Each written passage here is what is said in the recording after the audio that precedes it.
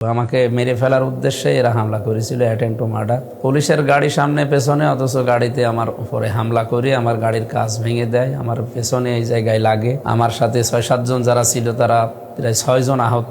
আমি এখনই মামলা করতে যাব। এখানে গণ অধিকারের জেলা সেক্রেটারি নাম আব্দুল খালেক, এরপরে তৌকির, এর নাম তৌকির, এরপরে এই বাদের এইদিকে বাড়ি জহুরুল, সিরাজের ছেলে জহুরুল। আমি সবাইকে তো চিনি না, এরকম কিছু যাদের চিনি তারা এদের নাম মেনশন করে আমি আজকে হত্যা মামলা দেব। আমাকে মেরে ফেলার উদ্দেশ্যে এরা হামলা করেছিল, অ্যাটেম্প টু মার্ডার।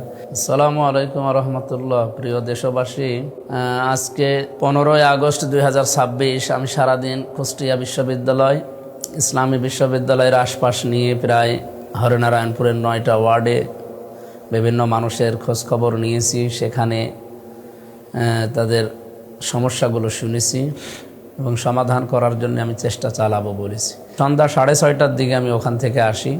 6 রাস্তার মোড়ে আসার পরে শুনি গণ অধিকার পরিষদ নামে প্রায় 12-13 জন লোক এখানে মিছিল করছে। আমাদের নামে উস্কানিমূলক কথা বলা, গালি দেওয়া, বাবা মা তুলে বিভিন্ন রকমের কথা বলছিল।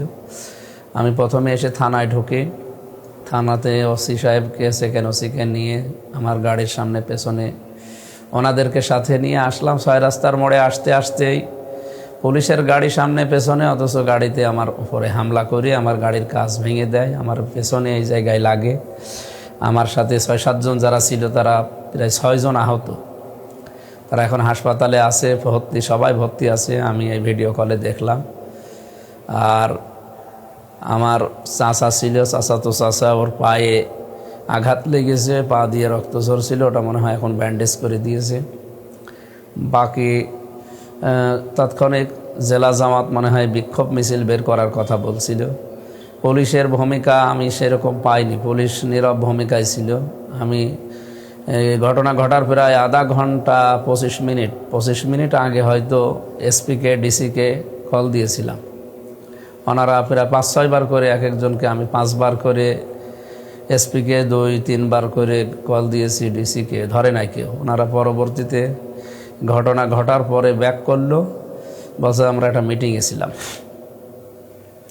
আমি রেঞ্জ ডিআইজিকেও কল দিয়েছি, প্রধানমন্ত্রীর বিশেষ সহকারীকে কল দিয়েছি,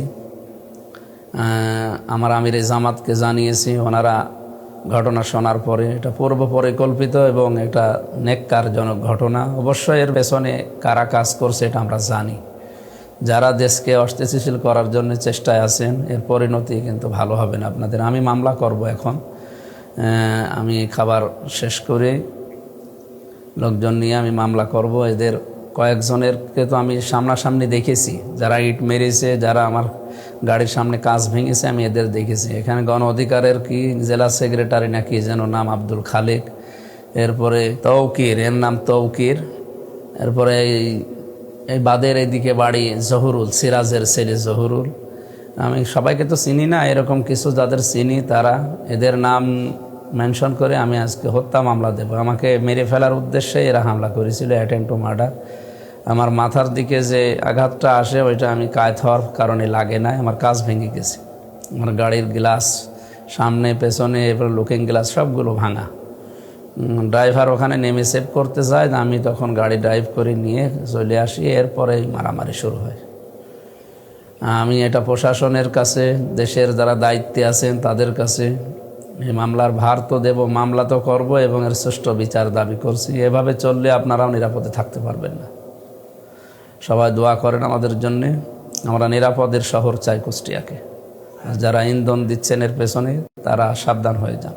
এখানে মূল বিষয় হচ্ছে দেশের যে সমস্ত বিষয় নিয়ে ক্রাইসিস চলছে, বিশেষ করে এখন বিদ্যুৎ নেই, গ্যাস নেই, তেল নেই, সার নেই, এই নিয়ে মানুষ এখন দিশেহারা।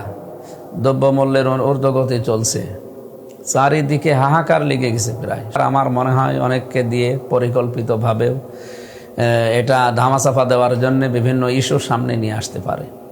এই সমস্ত ছোটোখাটো হামলা না, আমরা যারা ইসলামী আন্দোলন করি আমরা তো বিদায় নিয়ে এগুলো করি। সুতরাং আমাদেরকে ভয় দেখিয়ে হামলা করে মামলা করে লাভ নেই। আপনি আদর্শের মোকাবেলা আদর্শ দিয়ে করেন। এগুলো যদি না পারেন আপনি রাজনীতি ছেড়ে দেন। সুতরাং এই সমস্ত সন্ত্রাসীদের আমরা উপযুক্ত বিচার চাই।